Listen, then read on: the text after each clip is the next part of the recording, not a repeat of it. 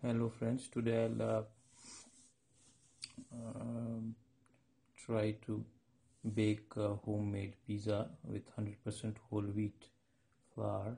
I'll create the pizza dough base as well, and most of the other components like chilies or tomatoes also from my home kitchen garden, and only some of them are from market. So this is the dough, and I will use some salt, some white sugar, and active dry instant yeast, and a bit of olive oil, this extra virgin olive oil. So I'll mix all of them. If it is just active dry yeast, you have to put it in water, and lukewarm water with a bit of sugar, and let it activate. But this is instant, so I'll use it directly in the floor. No proofing required out here.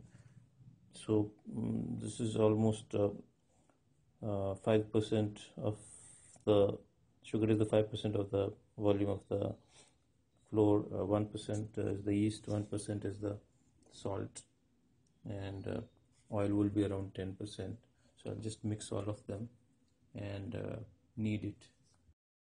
Now I've mixed the yeast and sugar and the flour, and I'm just mixing them uniformly. This is just for one single pizza dough, so the flour is around 110 to 115 grams, around 1 cup. I'll be using lukewarm water to knead this dough, and then proof it for around 1 hour in a warm place. So I'll just make a hole in the middle, and then use lukewarm water.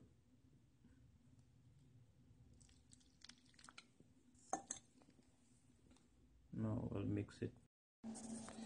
I've collected the dough. Now I'll start kneading it and working on it for next 10 minutes.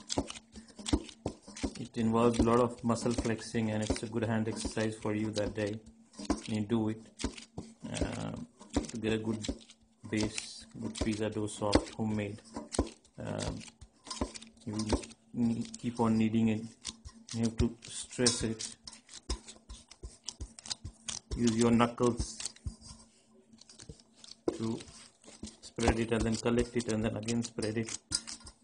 This helps in the gluten formation inside. The molecules need to be activated. If you use any shortening or any fat or anything, it sometimes obstructs the gluten formation. So I put it later. So after like 5 minutes kneading, then I'll be putting in the oil.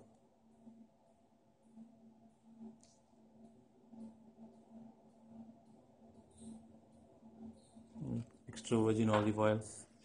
That will help my dough to come together. Now I'll knead it again. Now I've kneaded it very well. I've used around 11 to 12 minutes to knead it constantly. Now I've put it in an oiled container and put it in a warm place for like next 1 hour or so.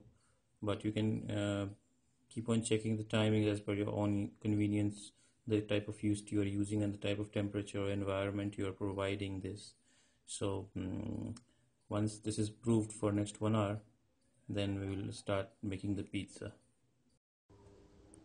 Now after proofing in 1 hour in hot place, you can see the dough has risen almost to 2.5 times, and a lot of air is there. So if you punch it, that air will go back. It will get removed. So now I have to shape it to a pizza pan. So what I'll do is I'll just use my hand slowly so that not too much flattening is happening. I'm avoiding rolling pin, because rolling pin will entirely flat it. There would be no air, so that can be used for hard crust pizza but not for soft. I'm looking for a soft crust pizza, so I'll just flatten the entire dough and let it proof for another 20 minutes. In the meantime, I'll prepare the toppings for it. Now I'll prepare the sauce. You can use any kind of sauce like regular tomato sauce that's put in the pizza, or you can use marinara sauce, chimichurri sauce, or hummus as well, or tzatziki sauce, any kind of sauce. It's not necessary you always put tomato sauce.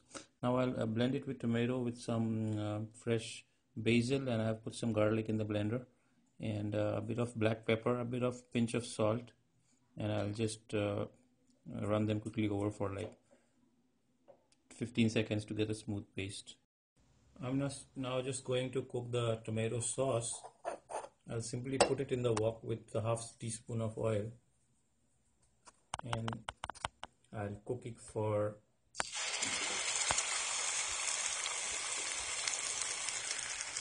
next 10 minutes.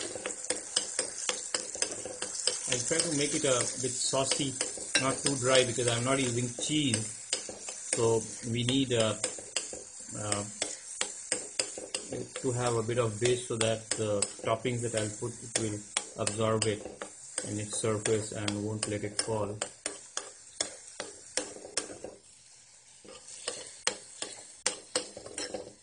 While it is cooking, I'll prepare the topping. Vegetables I'm using is regular red and yellow bell peppers, some basil leaves. You can try mint leaves, cilantro, or some other herbs like thyme or oregano also, and a bit of tomato and some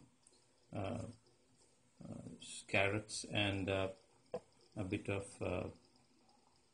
fresh turmeric as well.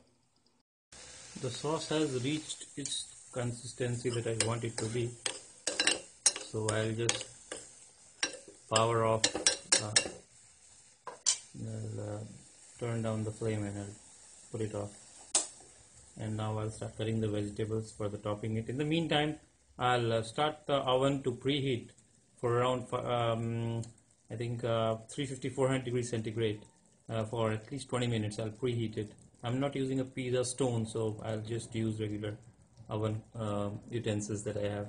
Now I have put the pizza base in a plain plate, oiled at the bottom first, and then I've spread it according to a size that I need at around 10 inches. Thickness has been modest, like around 6 to 7 mm. So now I'll start spreading the pizza sauce, and then once that is completely done, then I will put the vegetables out here. I'll spread the pizza sauce. Now I will start putting the vegetables out here and arrange it as per whatever shape you need. Put the vegetables in the pizza base. Now I'll put it in the preheated oven for around 15 minutes at 350 degrees centigrade. Now my oven is preheated for 15 minutes. Now what I'll do is I'll put the pizza plate inside it. The oven is very hot, so you need to be a bit careful. I have sprinkled olive oil with the top of the base.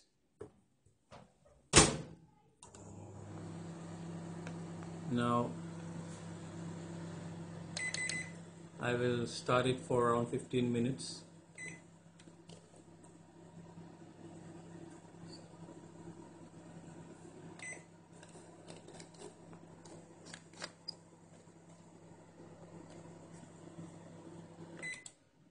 The baking has started. I'll keep on monitoring it.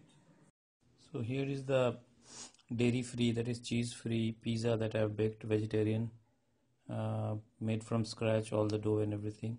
Now once it is done, I'll sprinkle it with some fresh basil leaves, and I have this all-purpose seasoning out here that I use. It has all the thyme, oregano, garlic, etc.